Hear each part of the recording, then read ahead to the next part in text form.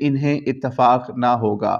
یہ تعویل اس واقعے کی نہ کی جائے تو پھر اس الزام سے حضرت فاطمہ الزہرا رضی اللہ تعالیٰ عنہ کو نہیں بچایا جا سکتا کہ وہ مال کی اتنی محبت زیادہ رکھتی تھیں کہ خود اپنے والد ماجد اور اللہ کے رسول اللہ صلی اللہ علیہ وآلہ وسلم کے قول کی انہوں نے پرواہ نہ کی۔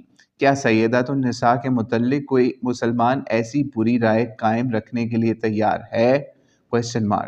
خلفائے راشدین اور اہل بیت کے باہمی تعلقات کی ایسی تصویر ہمارے لیے آخر کس طرح قابل قبول ہو سکتی ہے جو فریقین میں سے کسی کی بھی شان اور عظمت میں اضافے کا موجب نہیں ہو سکتی؟ ہمارے ہاں اس امر میں بھی روایات مختلف ہیں کہ آیا حضرت فاطمہ اس واقعے کے بعد آخر وقت تک ناراض رہیں یا بعد میں راضی ہو گئیں۔ بعض